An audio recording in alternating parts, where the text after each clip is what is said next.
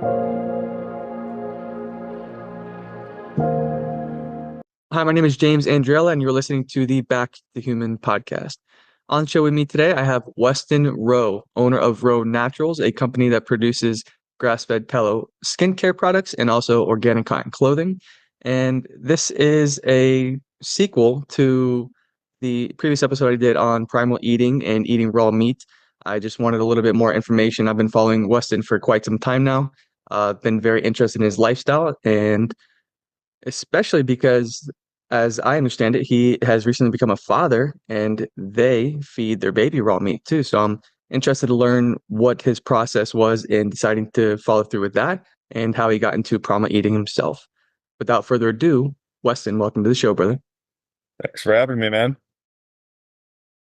So, Weston, what was life like growing up for you?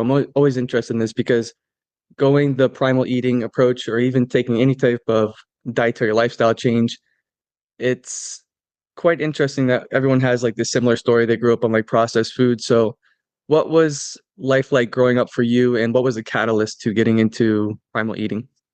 Mhm. Well, I grew up here in Omaha, Nebraska. I got two brothers, and we grew up eating mostly, I guess you would say, a normal balanced diet. We didn't have a lot of money growing up, so it was a lot of just real basic meals like meat and vegetables, but usually a lot of meat heavy stuff. We ate a lot of cereal for breakfast, like most kids from my generation. So there was a lot of grains involved and things like that. Um, I remember a couple specific things, like when we would have hamburgers. I remember I always preferred to have my hamburger by itself, no cheese, no bun, and I would eat it with a fork and knife.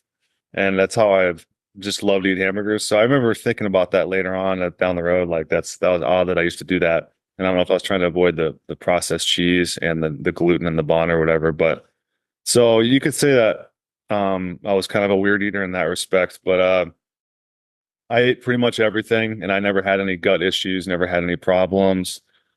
Um, and we didn't have a whole lot of junk food, which was a blessing. So we ate your standard canned food and processed food and things like that, but we didn't have a whole lot of junk like pop and sugar and candy and chips and like things like that. So I was blessed to not grow up with that.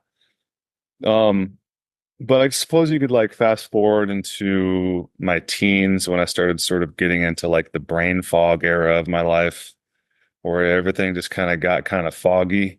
And my mood, I guess you could say, was probably a little bit off, a little bit dipped. Like I was probably depressed or something. Just things were a little bit off as I got into my teens. And progressed into my late teens and early 20s, and it got even worse. And got basically all the way until like my mid 20s. And I started getting into like weightlifting, which made me feel a lot better.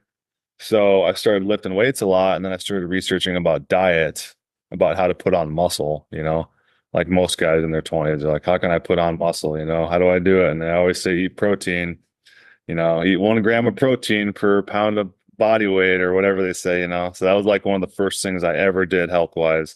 I was like, all right, I'm gonna eat a bunch of protein, lift weights. So that's what I did. Of course, I got the big old jugs of whey protein, and from Optimum Nutrition or wherever I got it from. And I was just eating a lot of protein and lifting weights, and I got really big and strong. And I felt awesome. I felt super balanced. I was like, not using any drugs or alcohol or anything. I was completely sober and just lifting weights and feeling like top of my life. I don't know if you want like my whole life story right now, but But I mean, did you go through any like health challenges besides the brain fog? Were you dealing with like any anxiety? You said that you were dealing with a little bit of depression. So here for the full yeah, story. for sure, dude. Like, yeah, when I was younger, I had really bad acne too. I still have scars all over my face from it, all over my forehead from it. Cystic acne. Wasn't like terrible, terrible, but I would have like pretty bad regular breakouts with that. But yeah, just kind of like the brain fog and like the mood crashes and energy crashes. And I always felt like really spaced out. That was kind of like my big thing. Um, So, but other than that, I was a pretty healthy guy, a pretty healthy, strong kid. We didn't get sick a whole lot or anything like that. I was, pretty healthy compared to a lot of people that I've ran into for sure. But yeah. So that's the early life.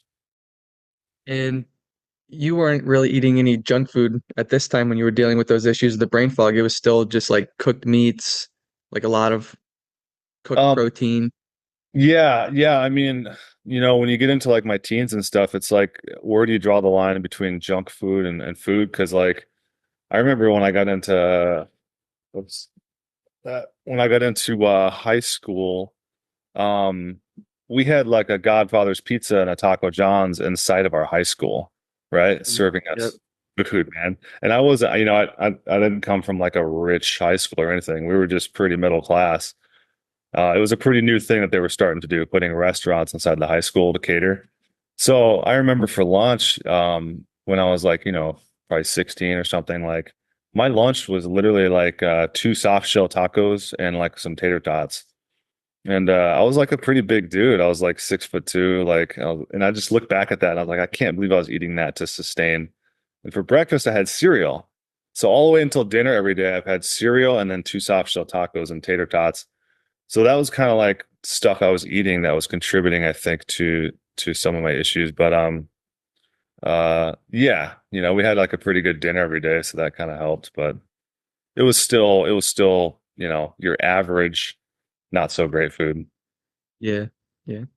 We had a Pizza Hut in my high school, and it's always amazing. Like you see these kids that are growing tall. Like kids are huge nowadays. I feel like they're aging faster. And then you look at what's sustaining them. It's like, how are they growing this big off of crap? It's all crap. Mm-hmm. So, what was it like when you finally made the transition to eating raw food? So you had this intuitive kind of hit. I would say it was like a gift avoiding the bun and the probably processed cheese that doesn't even really melt properly. So what Right. was it like when you initially started to eat the raw meat? Was there any hurdles that you had to overcome, any conditioning that you had to get past? Yeah, yeah, definitely. So I basically getting into the raw meat, like the first thing I did, well, just to go a little bit before that was I quit eating gluten. And then that was pretty life-changing for me. And then I decided to quit all carbs. And then I went carnivore and then I went raw. And that all happened like pretty fast. That was all within like 5, 6 months, maybe 3, 4 months. So then I started eating raw and it's hard to explain in words, but the energy was just so much better than cooked food. The clarity, the mental clarity, the almost like a mild euphoria when I ate it. And the taste was definitely something I had to get used to because we're so used to eating processed sugar, salty foods for our entire lives that basically like our taste buds are conditioned to respond to those types of foods only. So when we get like back to what I believe is our natural human diet, it can be kind of shocking and it can taste kind of bland and maybe kind of gross. I remember I had to kind of wash every bite down with a little bit of water. So I would like take a bite of a steak and then kind of wash it down with water. And my first couple steaks I actually like salted with steak seasoning and stuff just to kind of just get it down. But which I kind of laugh at now because I can eat anything now. But that was something I had to do, man. And especially when you get into like organs like liver and brain and things like that. Those were hard to get down. I would gag on that stuff for sure, pretty hard. And but something intuitively, and also what I was researching online with Augenus, who we were just talking about a little bit ago, the stuff that he had written about, it was all clicking, and it was like, I need to do this. I need to do this. Like, I need to force myself to eat this stuff because it's going to be the best thing for me. And then eventually what happened is I started actually enjoying the flavors of it. And I love the flavors now. And now when I go back to regular foods, like I can't even drink bottled water anymore that's got a little bit of salt added to it because it's too strong. It's like I can't stand the taste of it because I don't add salt to my food. So now I'm super not, I used to be sensitive to the raw foods. Now I'm sensitive to the cooked foods. So it kind of Mm, flip-flopped a little bit. mhm. And with what was it? So you no longer salt your food. That was one question that I was going to ask later on. If you use like any type of seasonings, um, I noticed that whenever I eat like I'm still not in the raw food world myself yet. I'm kind of tiptoeing. This is my little taste test to just introduce myself. I tried raw picanha a few weeks ago, and I was actually really, really amazed by the taste of it. But I noticed that if I'll eat a ribeye and it's pretty rare, I get more of a boost from there. I know that I'm like destroying the minerals and the enzymes like on the outside. I don't know if the meat on the inside is affected, so I'm getting a benefit from that. Mhm. But it seems like you made a logical progression, which is kind of what I'm going through right now. I've tried ketogenic in the past, more carnivore-ish myself right now, and then jumping into the primal eating seems to be my next logical step. So that seems like a logical progression rather than just going gung-ho and jumping from the processed foods and eating straight raw meat. Right. So how do you how do you preserve your meat and how do you source your meat now? What are you looking for? Are you going for quality or what are we looking for here? Oh yeah. Yeah, definitely going for quality because I think that's the most important thing personally. Um, Fresh and grass-fed is ideally what I like to get, what I like to source. I can't always get fresh, but I can always get grass-fed. So a lot of times the grass-fed I get will be frozen, but about half the time I can get it actually fresh, never frozen, like freshly slaughtered. So that's ideally what we like to get. Usually in like beef quarters or beef halves, bulk bundles. And we'll get it vacuum sealed in plastic. That's to this point, I haven't found a better way to store it. It's unfortunately in plastic, but plastic is one of those things that I have found it's like almost impossible to avoid with food because it's like whoever's processing it, it's either plastic or glass jars. And who has the space in their fridge to put a bunch of jars in there full of meat? Um, so yeah, I just get it like that. And grass fed is like our number one priority when we're looking for meat because I think that what goes into the animal, it's like is most important thing. Like they say, you are what you eat. So, what the animal eats is what's building your body. And I'm not into, I'm a big anti glyphosate guy. I don't like all the Roundup and glyphosate that they're spraying on all of our crops and corn and wheat, and then they grind all that stuff up and then they feed it to cows and fatten them up. And that's my biggest problem with grain-fed meat is just all the glyphosate that could be in there. So not to mention the fact that now that I've eaten so much grass-fed meat, like I don't like the taste of grain-fed meat anymore.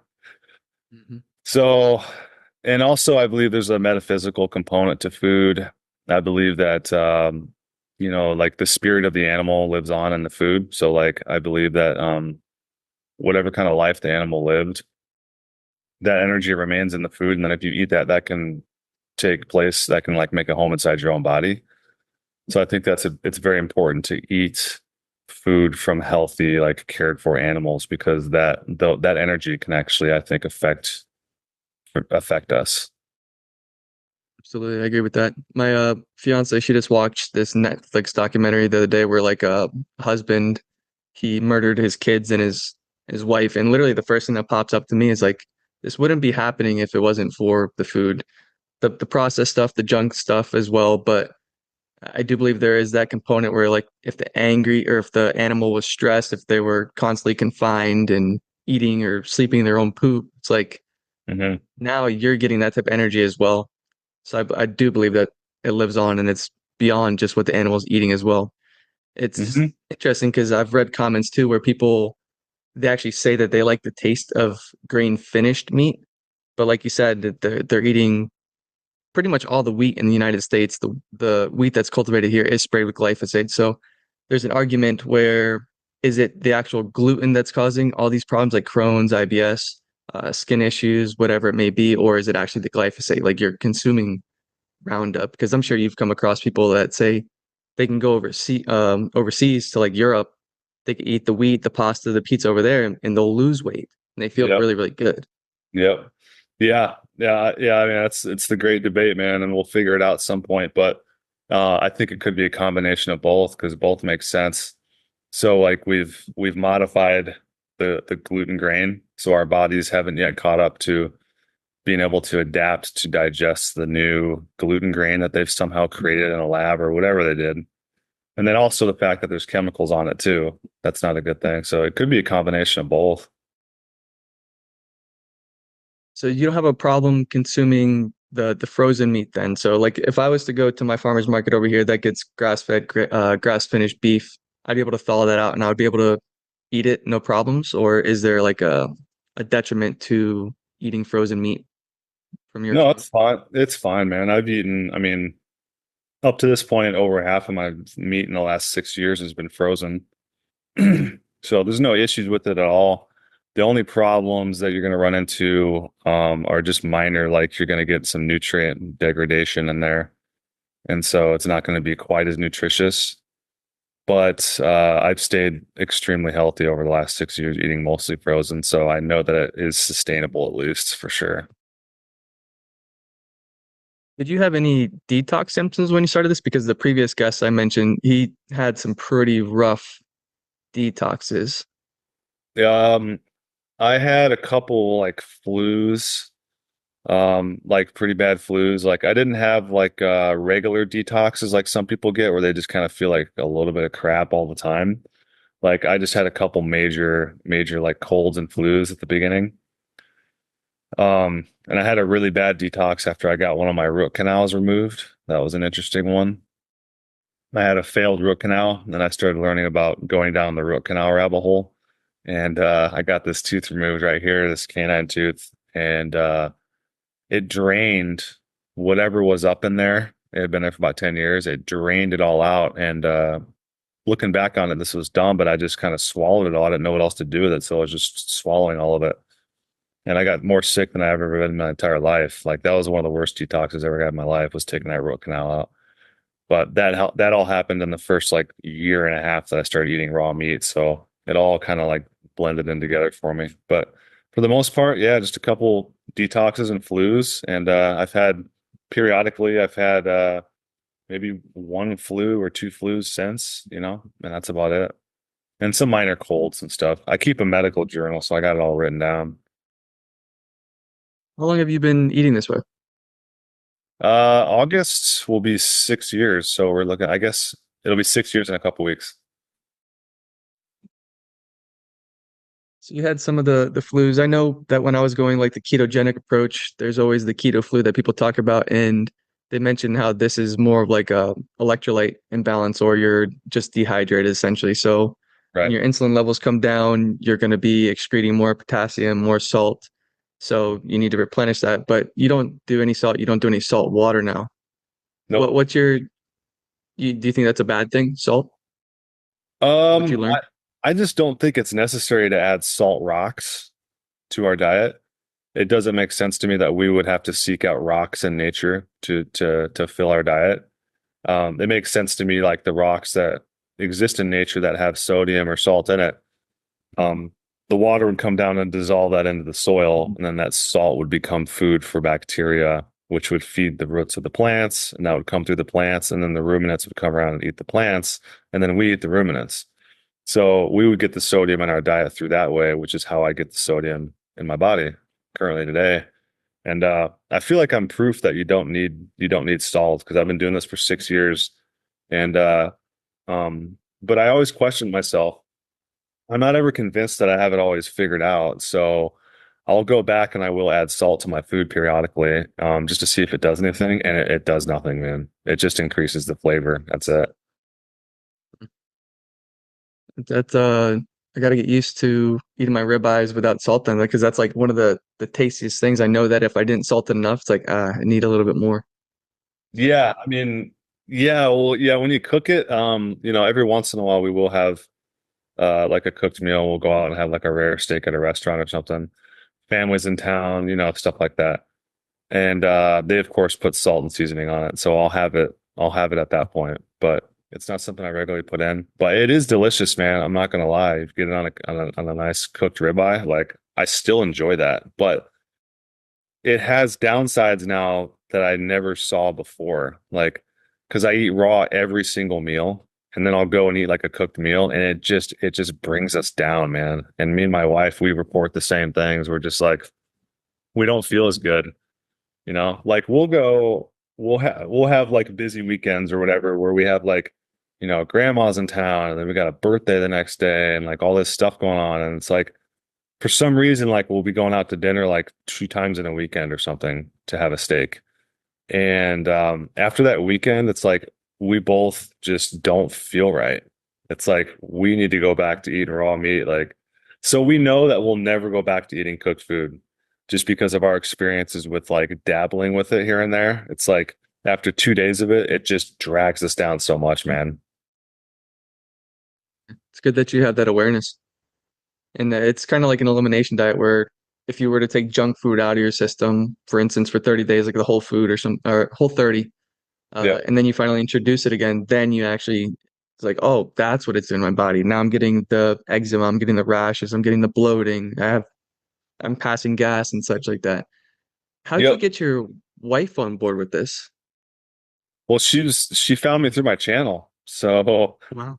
So it was really easy, man. I didn't have to give her the sales pitch at all. She she had already been watching my videos and took a little fancy to me, and so we started talking and I just invited her down here and she was already eating raw, the first day I met her. So it was the coolest thing, man. We met and then we had a raw meal together and I've had to kind of get her schooled on a few things and get her adapted to other things, like into the more weird stuff, like brains and certain organs and things like, but yeah, she's 100% raw, man. And she had her own set of issues going on, bad stomach and gut issues and, different issues than what I had experienced. But she found that raw milk and raw meat made her feel so much better than cooked food. So she just went with it. It's awesome, man. So she knew what she was getting into. She knew what she was signing up for. Oh yeah. Yeah. She knew it. Has there been any issues with other relationships, like with your family? So you'll say that you'll eat cooked foods, but do they think it's weird? Do they try to like stay away from you or Um, they're pretty cool. I mean, I mean, there's a couple weird people in my family, so it's like, they're not like total like normies per se. Like my mom, she's a pretty cool lady. She's very open-minded, very smart, and a bit eccentric in some ways. So like, she's been pretty open to it, but sometimes she'll make comments here and there that, like specifically about the baby, and we can get into that later, but like maybe introducing him to a balanced diet later on and blah blah blah. She's kind of in that the balanced diet zone, that a lot of people are stuck in. But which I understand. It makes sense. You kind of want to cover all your bases or whatever. But for the most part, they've been pretty cool. I think the only thing that I remember my grandpa said before he passed away was he thought I was going to get sick because I wasn't eating vegetables. But I was just laughing because I was already a year and a half into it at that point. I was like, I haven't eaten vegetables in like a year and a half. Like, you figured I'd be sick by now, right? Mhm. But no, they're pretty cool. They're pretty cool. And for the most part, people just they don't like talk about it. You know what I mean? It's just like whatever. And then if you're at like a family gathering or anything, you don't have any problems eating the cooked food, even though you know you're gonna probably take a hit. Yeah, like we will like if we have something going on at somebody's house, we will usually bring our own food. But if it's like an occasion where we know where we're going, like we're going to an actual steakhouse and we can get like a cut of steak, then we'll do that. But if they're cooking something else at their house that's basically not steak or not like a brisket or something, then we just won't mess with it and we'll bring our own stuff. Do you think you'll ever get to the point where you'll just ask the restaurant to give you the chunk of meat without cooking it?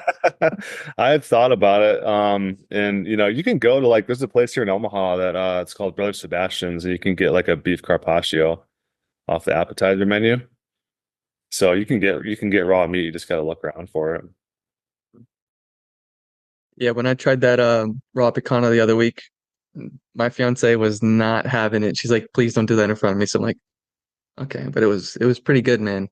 So I wanted to ask you that just to see if you had any experience with trying to navigate that. But I cut out vegetables probably like 4 months ago, and then she jumped right on board. She's like, intuitively, I felt like something was there for me to experience. And I notice as soon as I cut them out, it's like I feel weight. I have even more energy. And I'm Mm, not on the raw food yet, but right. more like carnivorish approach, eating pretty much just animal products, no Yep. veggies at all. So why do you avoid the vegetables? Is it because of the oxalates or what reason? I just, at this point, man, I'm just going with my instincts and intuition. And I'm really not trying to think too much about any of the stuff you read online, the scientific stuff, oxalates and anti-nutrients and all that stuff that people get really freaked out about. Because I have no way of proving that, but what I can go off of is my experiences with or without food, right? And I've cut vegetables out for 6 years, and like I've never felt better in my life. So that's just kind of what I go with, and that's what I like to report back to people with my channel too, because it's a really simple channel, and it's a lot of people really like it, and probably other people might find it boring because I don't get into a lot of the scientific stuff because I just find the intellectual approach to all this stuff like just super boring and time consuming. And I'm like, how about we just experiment? I'll be the experiment. I'll report back to you and let you know what's going on. And you can look at me and talk to me and judge whether or not you think I'm a healthy man or not. And we'll go from there. Like I just think that's the best way to go about it.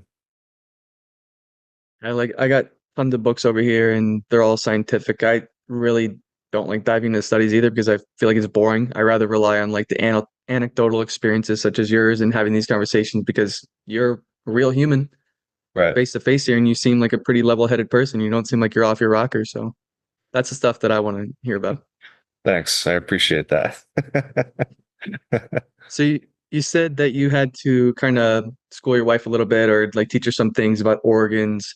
Um, what what examples could you provide for that, or what's the benefit of eating specific organs? Well, okay, so yeah, I believe the first time she ever had brain was with me. Brain is just an amazing food. It's my absolute number one favorite raw food of all time. It's unbelievable, man. The feeling you get off of it, the euphoria you get off of it, and just everything is amazing about it. And that was the first time she ate it was with me, and so she kind of had to get used to like the flavors, and she's I think like gagging a little bit and just stuff like that. But so she experienced a lot of her first times with certain organs, like with me. But yeah, the benefits are great, man. Like, and you can look into like the research behind what's inside of them. Like, apparently brain is the highest in vitamin C. So a lot of people probably don't know that. That's like an interesting fact. You get lots of vitamin C from the brain. It's also very high in cholesterol. So you're getting like this real good cholesterol pump, which feeds your actual brain, you know. It's like your brain is made of cholesterol, so also is the cow brain and the goat brain. So, I just kind of go off of my feelings with it. Like when I eat liver and brain, I just feel amazing after I eat it.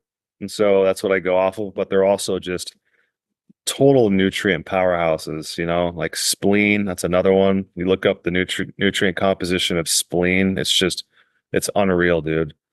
Like how many nutrients and how dense it is. They're just dark red and just, full of life. So that's why we eat them. It's just, we feel great on them. It's interesting. I was thinking back when I was a kid watching Fear Factor with Joe Rogan on there. One of the challenges, or some of them, are always to eat like organs, or even on like the show Survivor back in the day. It's like almost the conditioning right there to make you disgusted of these type of things. Mm-hmm. No, man, that's hilarious, dude. I went on, I think it was like Tubi or whatever, that website where you can watch old TV shows. And I did that like last year, a couple years ago. I went on, looked on the old Fear Factors, and because I wanted to find the old raw meat ones, the old raw ones, and yeah, I was just laughing because like they went into a butcher shop and he had all these like cow brains out on a platter, and they're just like, "Oh my God!" And I was just laughing. I was like, "God, I would have cleaned house on this show, man." I know, right? You do really Yeah. well. You'd have a For good sure. time. You'd be chilling. Oh yeah, for sure. But then I'd probably lose on the stunts or something. But whatever. Was it difficult for you to start consuming raw poultry or the organs? The textures didn't bother you at all? If I remember right, I think I waited about a year to eat raw chicken, and I'm not sure why I did that. It's hard for me to remember. It was like 6 years ago. It's hard to remember why I did that. But um, about a year in, I started introducing chicken, and I loved it, man. It became like my favorite. Uh, Raw pastured chicken breast is just delicious, man. It's like sushi grade meat. So the dark meats on the legs and the thighs, those can be a little bit more, I guess, flavorful or gamey or whatever you want to call it, raw. But the breast is just delicious, man. So it took me about a year to break into the chicken, and now I regularly eat the raw chicken too.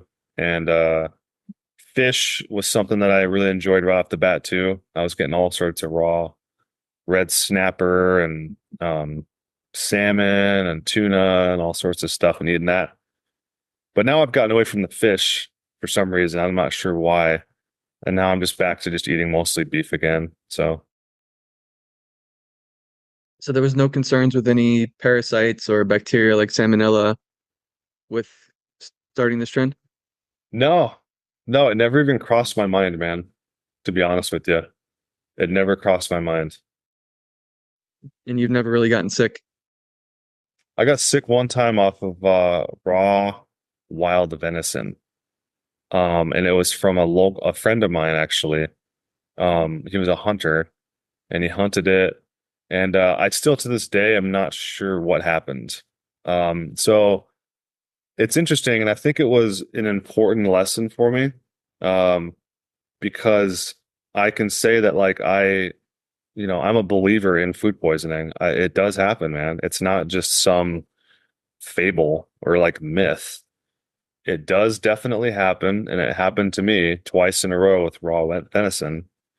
I got super sick. I was throwing up and diarrhea for like 4 hours, and then it was done. It was completely over, and I was fine the next day. So it was obvious it was from the venison. It was obvious it was food poisoning. My only theories as to why it happened is possibly how he handled the animal after he hunted it, because it was like the only time that I ever strayed away from my normal food source. Because I always got food from these local farmers where I knew how they processed them and blah blah blah blah. And then I get some from this guy that hunted this deer, and I just think something happened with the way he stored it in his truck or something. And I got like a massive like detox from it twice in a row. So that's the only time I've gotten sick though, was from venison. I've never gotten sick from beef.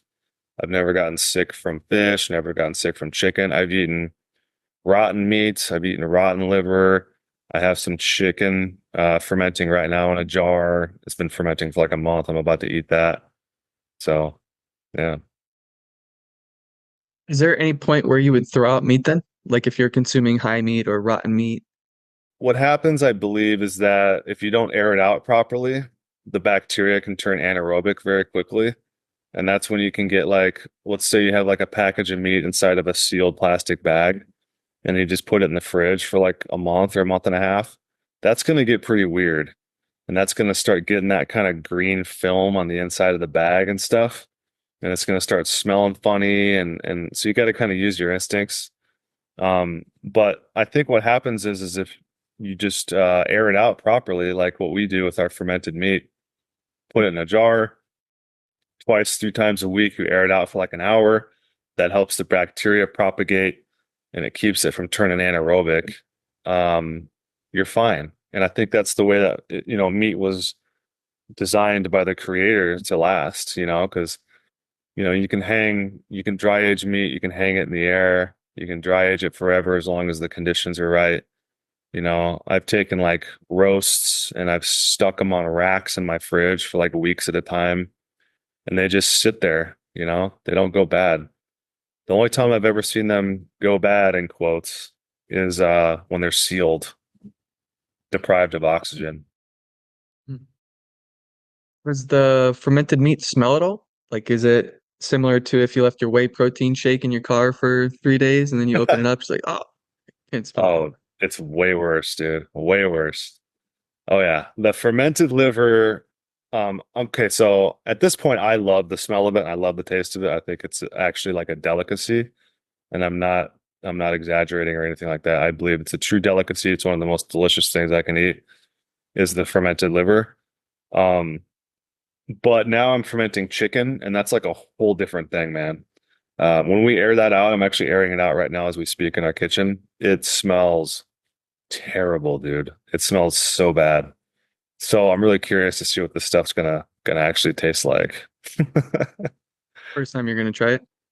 Yep. Yeah, I'm gonna probably make I should do it this weekend, but I'm gonna make a video of myself eating it here on my probably my Instagram. Nice, nice. So I'll tune stay into that tuned. one. Yeah, stay tuned for that. Do you eat any fruit?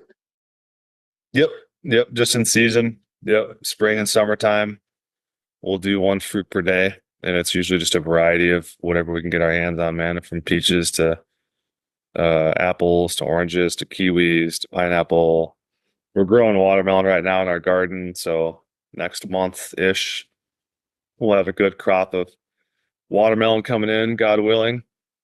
And then of course we're growing tomatoes and cherry tomatoes and cucumbers as well. So we're making homemade refrigerator pickles out of cucumbers, and then out of the tomatoes, sometimes we'll make like salsa, but usually we'll just eat them by themselves. Mm, okay. So you are dabbling with some other stuff rather than just meat. Do you Oh said yeah. God willing, so I have a question. This is probably pretty out there, but do you feel like eating this way has brought you closer to God, the creator? Oh yeah, for sure. For sure, man. And but I will say I don't know if it's the way of eating that's actually doing it, but I think that there's been some sort of movement or force in my life that has pushed me in that direction. And eating raw meat has been like a component of it because I want to hesitate to try to make raw meat as the God or as the new religion, you know? But it's definitely, in my words, I would say that it's helped clean my body out and it's helped tune me into the higher frequencies out there. So I believe that there's higher information out there, there's higher consciousness and higher frequencies, and you can become sort of polluted, with the fluoride and the pesticides and the chemicals and the drugs and like all the crap that we put in our bodies. Once you clean all that stuff out, I think you become more of a receptor to that. So I think that's kind of what happened Mhm. with me. But yeah, that was a big, I had like a massive spiritual awakening around the same time that I started eating raw meat. And I don't know what happened first or second. It kind of all happened at the same time. So it was kind of interesting. Would you mind going into that, if it's not too personal? What did that look like for you? Yeah. Well, basically just to kind of, expand on tuning into the higher frequencies, et cetera. It was just like I had found myself, I was in a place in life where I just wasn't at peace. And I was trying to find ways to find peace and find my direction. And part of that, I felt like a fundamental part of that was cleaning up my diet and also sort of ditching, drugs and alcohol and things like that I was using to medicate myself. And so there was just like a big cleansing that happened during that time, like a biological cleansing, you could say. And then I guess sort of at the same time, I started having just like revelations and things. And I was, there were certain teachers that I was following that were opening up my mind to certain concepts about just overcoming generational trauma, familial trauma, and stuff like that I believe everybody deals with to a certain point, and finding ways to overcome that, just adopting certain morals and ethics from like Christianity to, just learning how to forgive and become more compassionate to other people and just very simple stuff like that. And it's just, just trying to implement that into my life over the last few years has been helpful. You feel like having a child now even kind of drives that home even more? Yeah, man, having a baby, like, yeah, I'm to the point now where it's like I don't even want to cuss in my house. It's like I've had such a foul mouth for so long. It's tough. It's tough. I mean, I said a cuss word today, but I'm like, he's still young enough. He may not, he's only 6 months. He may not understand yet. But I've cut out most of the bad ones, the F words. I'm trying to not say that. But yeah, I'm to the point now where it's like I don't even want to, yeah. put those ideas out there, and also get to the point to where like there's just no negative energy at all in the household, you know. There's no arguments, there's no this, there's no that, there's no, we just keep everything smooth because I don't want to pass anything on to my kids, you know. I don't want to pass anything on to him. I don't want to traumatize them. So we're just going to keep everything cool, keep it all clean, and just yeah, it's been just a slow progression into, you know, I thought I was straight edge like a year ago, and it's just becoming more and more and more and more straight edge, man, for sure. Hmm. Definitely puts things into perspective, and it's like you see. There's a book that I read. It's called Essentialism, and what it states is very few things are actually important. Right. Oh yeah. So our boy is over a year and a half. He's like 20 months now, I believe. We don't have him on any raw foods, but I do want to get into how do you feel like it was safe to introduce this to your child? What foods does is it a boy or a girl? The boy. Yeah. Boy. What foods does he eat? So, all right. So we just went off of like instinct and intuition. Like I said, I think if you clean your body out and you clean everything out and you just become like a receptacle for, you know, the pure information of the universe or whatever you want to call it, we're meant to know certain things. Like I think by our creator, we're meant to know certain things without having to read books or go online or anything. And so just from my experiences over the last 6 years, and then also my wife's experiences over the last like you know, 2 or 3 years, 3 years ish with the raw foods, we know that it's like the best thing that we've ever put in our bodies. So and like I said, I've had, you know, one sickness and it was from a weird food supplier. And so you do the math on it, like how many times I've eaten, it's like there's like a 0.0001% chance that I would get sick. So we know the odds are so low that it was safe to introduce it to him. And plus, we've talked to other families that are feeding their babies raw meat as well. We've studied Ogenus, where he's talked about all the kids that he's, you know, the parents he's coached that had kids that were eating raw foods and they never had any issues. And so that's just what, you know, we're like, it's got to be fine, you know? So yeah, we did that, the research on it. And then we decided, you know, what's a good time? And we wanted to wait until, you know, everybody says about 6 months, which seems about right. Seems about right. Um, but some people wait. Some people wait until they get their first tooth. They believe that like the tooth is the indicator that they're ready to eat. So there's like different kind of philosophies out there. You're going to find all sorts of different ones, but it seems like the middle ground most people land on is about 6 months. We got a little antsy and we decided to jump in about 4.5 months, 5 months. And he liked it. He took it in and he liked it and he started eating it. Um, but I can't remember what made us decide to wait. I said, I think just as an experiment, I said, you know what? How about we just take a break now and we'll see how he responds to not feeding him now? Just in case we started feeding him a little too early or whatever. I said, let's just do that. And so after a couple weeks of feeding him, we just stopped for another month. And then we started feeding him again at 6 months. And he just loves it, man. He just goes crazy over it, man. Like just screaming and just he can't wait to grab this. He, you know, my wife brings the spoon over and she's got her pinky down and he grabs her pinky like that and he brings it over and he just loves it, man. But yeah, so it's obvious now that he just, you know, we're doing the right thing for sure. Did you guys have a home birth? We did, yeah. How- We did a free birth. Nice.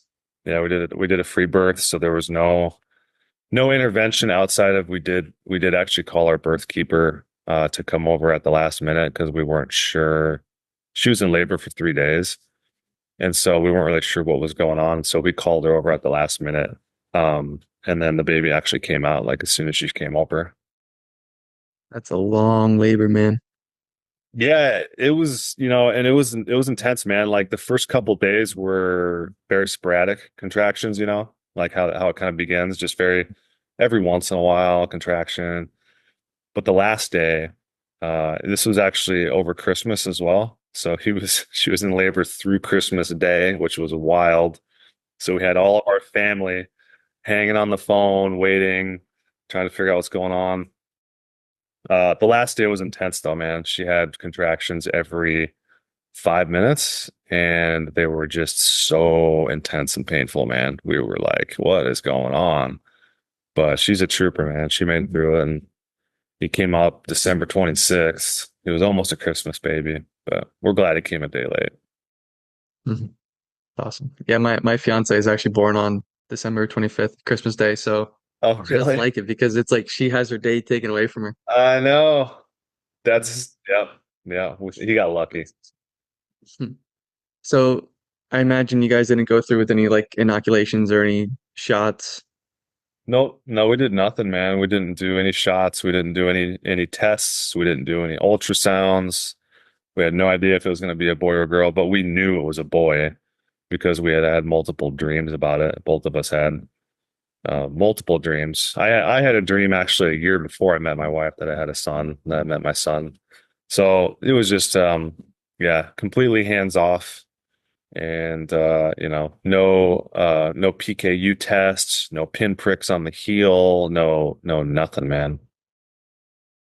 That's awesome. That's full faith. That's full trust right there. And I do agree with you wholeheartedly that we were just supposed to know some things. I think a lot of what has been done, whether that's school, whether that's the injections that we're getting, they kind of take us away from creation or reality. So if you just observe what happens in nature, a lot of your answers are right there. You don't need to question too much. And then when we have all these things, the processed food, the junk that we're putting in our bodies, I consider the body the temple. It creates a lot of noise. So you don't get those messages. You don't get the dreams. You don't get the little intuitive hits. Mm-hmm. Would you say that once you started to eat cleaner, or even raw, that you started to dream more? Oh, for sure. So, well, the biggest thing that helped me start dreaming again was quitting cannabis. And I think that's like a big thing nowadays is everybody's like smoking weed and smoking cannabis. And I got caught up in that for many years. As soon as I quit cannabis, my dreams were just vivid every single night. So it's hard to say like if it was the raw foods or that, but it seems like that was the biggest factor.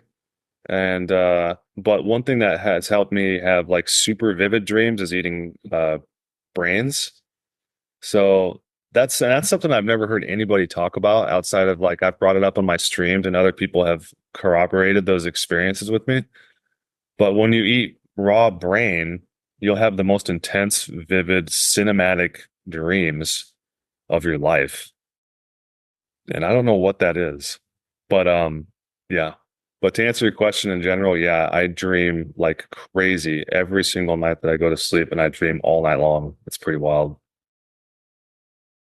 When I began supplementing with iodine, which I'm not sure if you agree with that, but I've looked into the work of Dr. George Fletchus and a few of the iodine doctors. They say it's great for producing smart babies. And our kid, he picks up things incredibly fast.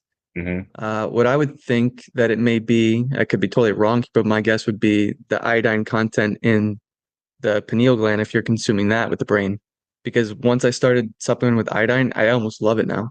I don't know if Hmm. I should stop, but I have awesome dreams, bro. Like it'll be 5 minutes before my alarm's about to set off and I'll be up, but I'll still be dreaming. And it's like Oh I yeah. know that I'm physically smiling and like this is awesome. How do you take it? I take Lugol's and I put it in my raw milk. I Oh, do okay. somewhere between like 50 to 125 milligrams a day. Okay. Yeah, so I've experimented off and on with Lugol's, yeah, and I actually was using it. I just stopped a couple weeks ago, but I did another round of experimentation with that, where I was taking it every day for about a month or so. And I'm not really sure if I noticed anything or not. That's why I just stopped taking it just to see if something changes.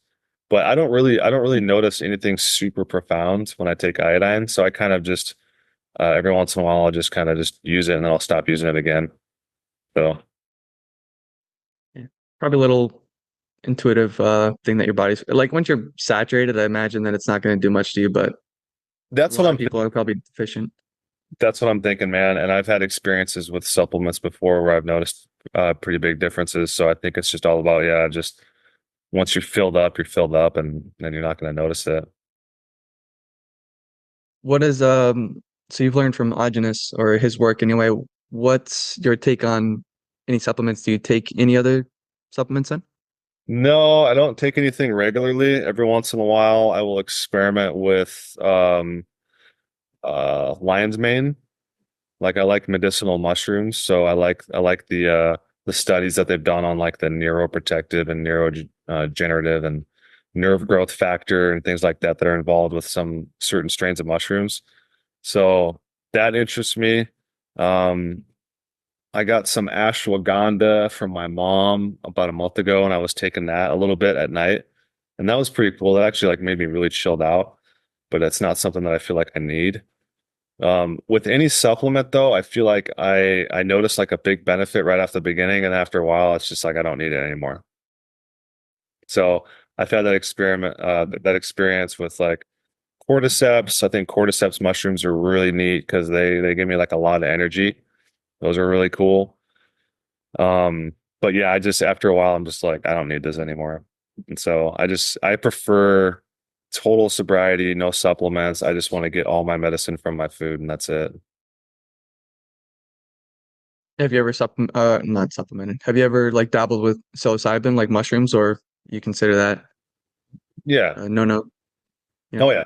Oh yeah. I've done quite a few experiments with psilocybin, whether it be large doses or microdosing, I've had many adventures, and I think they're fascinating, man, personally.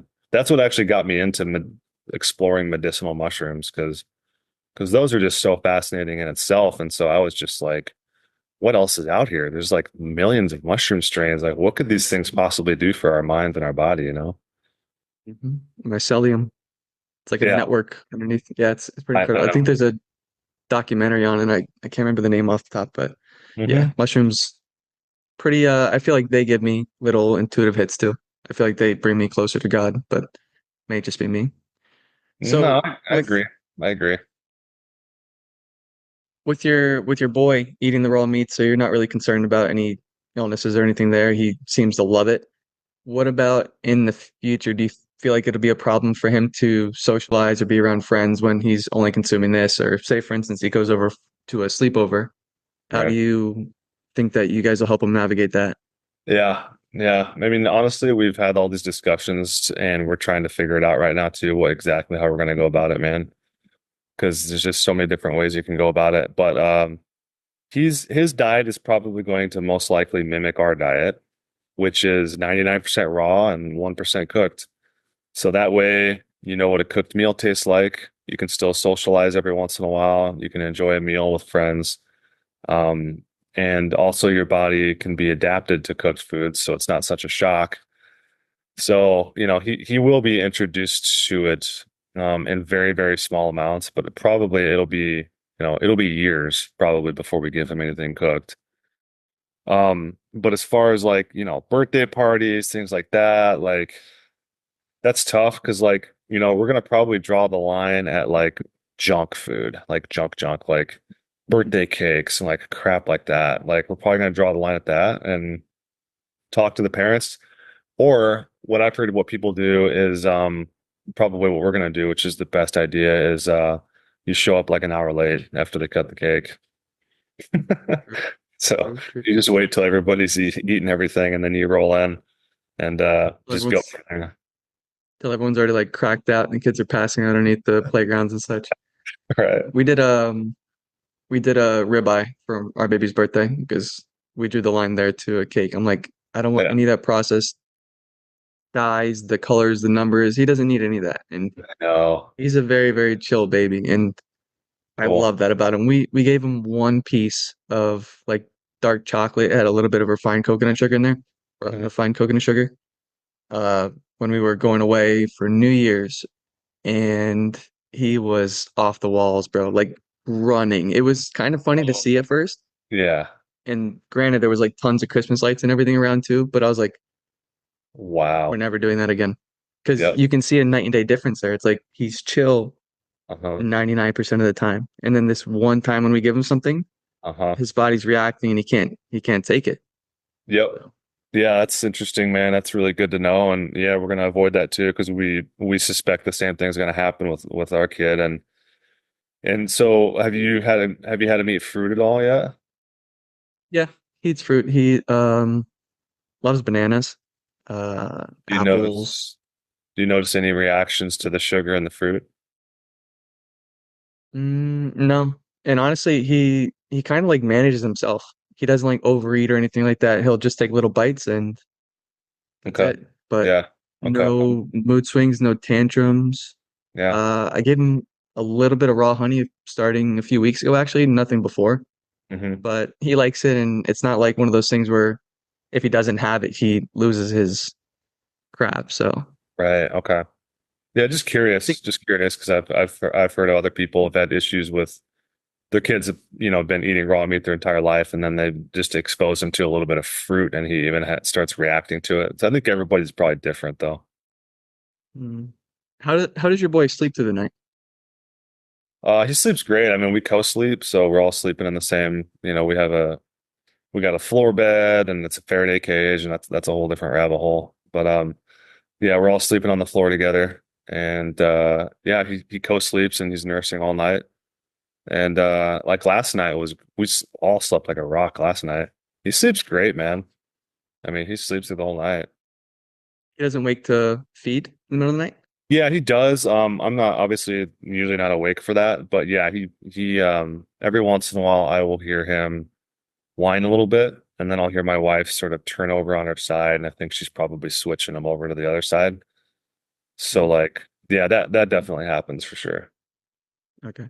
Yeah, because that's pretty much what we have going on, and he still wakes up to feed in the middle of the night. Granted, he's almost 2 years now, but Hmm. we hear people say that their baby sleeps through the night. I'm like, what? Like, Hmm. okay, so they don't feed, or what they're doing is they're probably sleeping in another room. Right. Maybe they did like the cry it out method, and they just don't realize that they're waking up. So, Yep. Yep. Probably. so with my kid, I honestly just pray for discernment for situations like what I asked, like if he's over at a friend's house and they have junk food and stuff like that. I hope that by the time he's at that point, like he understands what's what. I'm not gonna like hide stuff from him and be like, hey, this is this. Hmm. And I just pray that he can literally understand it and see what it does to his body, Yep. and he'll choose not to do that. Yep. Yeah, we've linked up with some other couples that have their kids on the diet, and they will introduce him to, like even something like salted cheese, which is something we don't have in our house. Give him a little bit of salted cheese or give him this or that and ask him, say, how does that make you feel? And just kind of get him familiarized with like what's going on, what he's putting in his body, how it makes him feel, etc. That sounds like a good idea to me. Do you do any raw cheese yourself? Yep. Yeah, we got raw and salted cheese. We get from a local organic farm here. So yeah, we eat that pretty regularly and kind of binge on it and then go breaks without it. And you know how cheese is. One Hmm. of the most addictive foods on the planet. But we enjoy it, man. From what I was reading with Agenus's work, it's almost like a sponge. It'll really help you detox. Yep. Yeah, he claims that when you put it in your body, it absorbs toxicity, it absorbs toxins. So, and we've noticed that that does work. If you're ever feeling nauseous or sick or anything like that, if you just eat like couple cubes of cheese, it'll take it away pretty quick. Mm. Yeah. That's honestly one of my favorite things too, so I'm glad that I'm on that boat. Oh yeah. What would be your favorite cut of meat? This is the last meat question that I have for you, but what's your favorite go-tos? I know you like the organs, you like the brains and such, but Uh, like regular cut of meat, what do you go for? My favorite regular cut, obviously, would be like a filet mignon, a raw filet mignon. It's unbelievable. But outside of the filet mignon, which is the king in my opinion, um, we're really into top round or round roasts. That we have found is like a super flavorful cut. And so we're really into round right now. But that's kind of our go-to. It's what we eat like almost every day. And how many meals do you typically eat? We do two big meals. Well, okay, so I just recently in the last couple months started doing 3 meals. So I'm doing breakfast, lunch, and dinner now. but they're all meat meals. I used to do breakfast was just milk and eggs only, and then lunch and dinner was meat. Now I'm doing meat for all three. So we're just doing basically meat and fat for all three meals, and then I'll have a fruit for lunch. Hmm. And you don't cut off the fatty portions of meat. That's my favorite part of the meat is the fat. Yeah, we don't cut it off. No. And we supplement too. We have to supplement a bunch of fat with our meals, otherwise we don't get enough calories. So we have like a small mason jar, like a half pint, one of those, and we'll fill it up full of meat, and I'll eat pretty good portion of that every meal, full of grass-fed beef fat.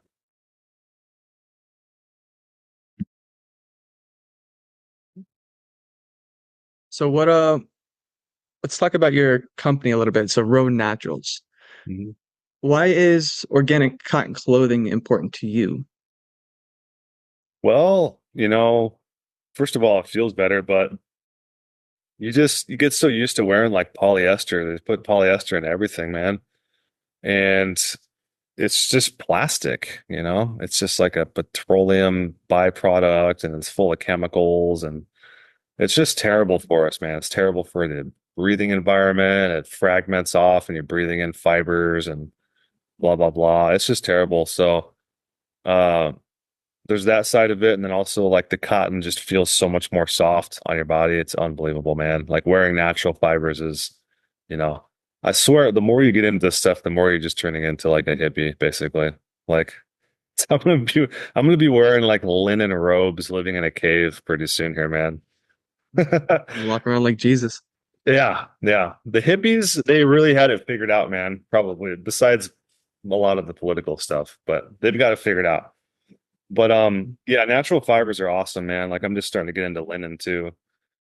But yeah, yeah, cotton's great. Cotton's awesome, man. It's organic. None of the chemicals that would have been sprayed on the cotton are being left behind in the natural in the fibers. So you're not getting any chemicals, when you're sweating and things like that. It's also undyed. Everything we sell right now is undyed. So there's no dyes in it, no toxic dyes. It's great. Have you ever read that study or heard about that study? It's like the frequency of fabric, I believe that it was, Hmm. and things like linen, wool, or organic cotton, they tested positive, but meanwhile, polyester, Yep. it was the frequency of death. Yeah. You're wearing dead clothing Yes. or clothing that's taken away from your vitality. Yep, I've read that study, man, and I remember linen, I believe, was at the top, right? I Yeah, re and that's what they used to use that in hospitals so people would actually heal. But Yep, now it's like, I don't even know yep, what it is. Probably polyester, synthetic fabric. for sure. But yeah, that study's always been in the back of my mind, and I don't know if it's just my own projections or if it's real, but like ever since my wife started getting me linen stuff, like I swear I feel so much better in that clothing. It's unreal. I try as much as I can to like go for organic cotton stuff, whether that's like pants, because I'm a coach, so I'm in the gym all the time, but Hmm. doesn't always look the best for what I'm looking to achieve. But Yeah, I know what you again, I mean. might be in linen clothes. I just had dreads prior to this episode. I just cut them off. I don't know if you checked my profile picture, but Yeah, yeah, you look a went little through. different. Yeah, yeah. Yeah, so I've been called the bougie hippie before. I'll That's take it.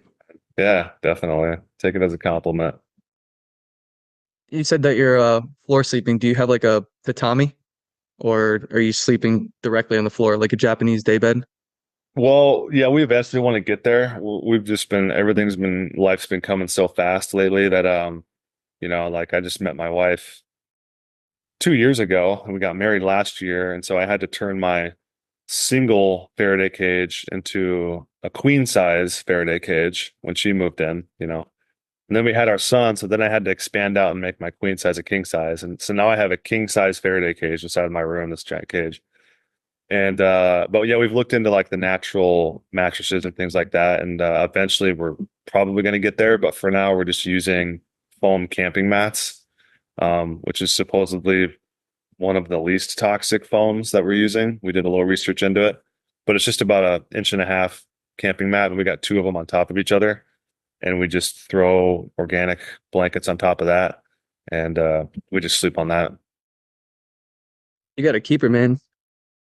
Yeah, oh yeah. Oh yeah. She's a Yep, trooper. you got to She's keep her. she's a trooper, dude.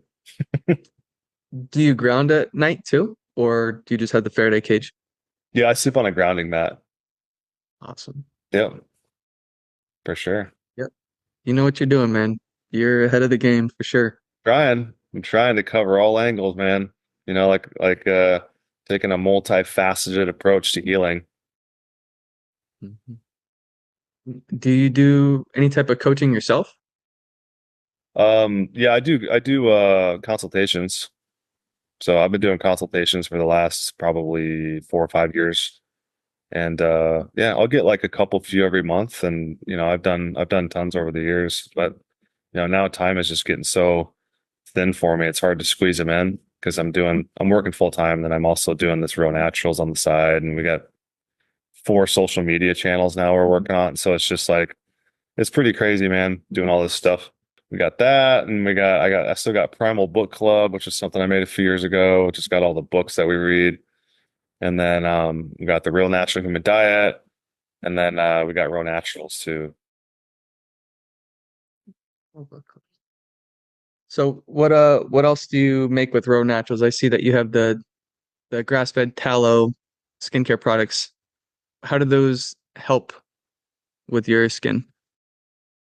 I started out, so it all began with my wife wanted to make me a beard balm because I was starting to grow this beard out, and she wanted me to make like a natural beard balm, and so that's what I used it for initially was the beard balm, and it's really good at like moisturizing and shaping out the beard, and then also keeping the beard itch from coming in down below here. It really helped out with that, but mostly just moisturizing and shaping it out, keeping it from getting dry. And I wasn't really having any skin issues or anything at the time, so I didn't really need, the diet kind of had that in check for me. But she then started getting into different stuff like whipped tallow, so we can like whip it up and make it into a cream. And then people that are having like actual issues can rub it on their skin and stuff. So it's really helpful for people that have had any kind of just dry skin, eczema, stuff like that, that they can't figure out what's causing it, or maybe they're just honestly too lazy to correct it with their diet and they just want to rub a cream. It's like so there's at least a non-toxic version available that we're making. And but yeah, so I'll use that, and every once in a while I'll get too much sun at work because I'm outside, sometimes on a rooftop for like 8 hours, 9 hours a day. And so I'll get like almost too much sun, and I'll use that balm and just rub it all over my skin, and it just feels great. So it's a sun protectant too. Do you feel like your skin's changed since you changed your diet too? Like you're more resilient out in the sun? Oh, for sure. Yeah.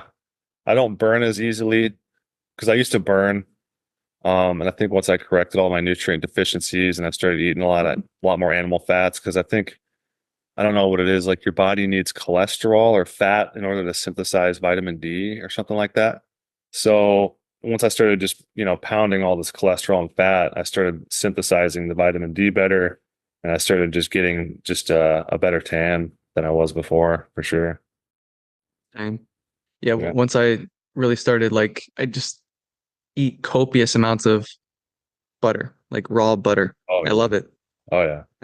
I don't know if you tried it, but I discovered it. I discovered it myself the other week. It's raw honey with raw butter. It's like Oh absolutely yeah. delicious, bro. Oh yeah. Yeah, that's good It tastes too. like toffee. It's Uh-huh. awesome. And that's also good too if you dip it like get dates and you dip dates in that with butter and Hmm. honey on it. It's delicious, dude. It's good stuff. Yeah. But overall, even with the skincare products, you say that the majority of issues are probably stemming from people's internal environment. Yeah, I think any kind of rashes or acne or anything like that, that's coming from internally, and I tell everybody that, man. I've worked with guys that bought the creams and the balms from me, and they rubbed it on their skin, and it took their acne away, which is amazing. But I always tell them, I'm like, you gotta change your diet, dude. That's number one, first and foremost. But it's good also for like these stuffs are good for like diaper rash and things for babies. So there's just certain situations where it's not always diet related. Because you wouldn't really want to be putting any like the sun. I don't know if you know this, but like sunflower oil lotions or anything like that, is that the same as if you were to consume seed oils? Does it just get absorbed through your skin and it pretty much harms your mitochondria and such the same way? I don't know for sure about that because I mean I think there is some sort of a barrier. Your skin has somewhat of like a barrier, but stuff does absorb through it at the same time. So I'm not really sure about that. I personally wouldn't risk it. I mean, tallow, the stuff that we sell, I believe is the world's best skin moisturizer. That's why we started selling it because it's just like this stuff, just a little bit goes the longest way, and it's just great, man. Like I wouldn't use anything else personally. Was gonna ask if you use it for cooking, but you don't cook your food, so it doesn't matter. You But can, you can eat it if you want. straight up, Yeah. from my experience, it's kind of like tasteless, no? The tallow? Yeah. Yeah, pretty much. It's got a little bit of a like a sense to it still because we don't completely like fry everything out of it, and we try to keep the temperatures low when we're rendering it. But for the most part, yeah, it's pretty scentless and tasteless. Do you use anything for baby when you're taking him out in the sun? Does he get like tallow on his skin, or you're just mindful of his Yep. exposure? Yeah, we haven't put anything on him, and we've had him out a whole bunch this spring and summer, completely naked in the sun, and he's never burnt. And obviously, we're not laying him out there all day in 100 degrees or anything, but yeah, we're just he's out there for maybe an hour or two, and he's never been burnt since we started that. Hmm. Yeah. Our boy, I've taken him out to the beach by myself, and like women will come up to me and it's like, "Hey, do you want to spray this toxic?" They don't know that it's toxic, but do you want to spray this sunblock on him? I'm scared that he's gonna get burnt. Like, no, he's good. He's Yeah. literally never burnt, never burnt. Yeah, yeah. Our whole thing when we go to the beach is trying to avoid everybody spraying those aerosol cans everywhere. Can't believe it, man. Everybody just blowing all over us. Like, dude, Yeah. yeah. Yeah, I got to do an episode on that in the future too, because it's beyond just like human health. Apparently, like it destroys our reefs and such too. Oh, I'm sure. I'm sure. It's like dystopian when when you're on the other side like we are and you're looking at it and everybody's just going and spraying their babies with it, man. I'm like, what are you doing? It almost seems like you're in a movie now. It does. Yeah, it does when you're that disconnected from it. You're like, what is happening right now? Yeah, and that's where I think honestly a lot of dis-ease stems from is just like disconnection from, in my opinion, creation. It's like you're a Mhm. part of that, and Right. the farther that you separate yourself from that, the more symptoms that you're going to experience. For sure. Agree 100%. Awesome, man. So, Weston, this was an awesome conversation. I'm glad we're on the same page. We're seem like-minded individuals, even though I'm not really on the raw food train myself yet. Probably in the future. I got to convince wifey to join me, maybe one day. Sure. But any tips that you would have for people that are looking to dip their toes into this primal lifestyle, the primal diet? Yeah, well, I'd say just go with your instincts and intuition. But at the beginning, you're not going to have those developed yet, so you got to kind of probably rely on some other people's information and guidance at the beginning. But after a while, you can just sort of rely on your own instincts. And once you get healthy, just like I said, don't rely on books and intellectual stuff and gurus and things like that, and just rely on the internal source of knowledge that we all have. That's kind of the key. But yeah, and you can just jump right in. A lot of people ask me, are you supposed to just take little bits at a time, eat little bits at a time for raw meat? You can just jump right in like I did and just start eating raw steaks, and that's what I did, and it worked for me. It may not work for everybody, but I know it worked for me. So And if people wanted to find you and possibly consult with you, would they be able to find you? you can find me. I'm on Instagram. My channel is called The Real Natural Human Diet. I have a YouTube that I upload to periodically. It's called The Natural Human Diet. And then also, you can shoot me an email. It's 88668 at protonmail.com. Perfect. Awesome, brother. Well, Weston, I am really appreciative of your time. A lot of this has my mind kind of going right now, so I'm interested to dive into more. Any books that you'd actually recommend? Because I know you said that you have the books, the Primal Book Club. Yep. Yeah, if you want a full list of all the books I recommend, check out Primal Book Club on Instagram. But I would definitely just to start out, check out We Want to Live by Autogenous Thunder Planets, Nutrition and Physical Degeneration by Weston Price, Dissolving Illusions by Dr. Suzanne Humphreys, um, Invisible Rainbow by Arthur Furstenberg. Um, let's see. Yeah, there's a whole bunch on there. Dr. Robert Mendelsohn, he's got some great books. Confessions of a Medical Heretic. That's one of my favorite books. Descent in Medicine is another good one by Dr. Robert Mendelsohn. Those are all some goodies. So, yeah. Perfect, brother. Well, again, Weston, I really appreciate your time today, brother. And I hope that you have a great day and that little man grows up to be happy and healthy. All right, man. Same to you.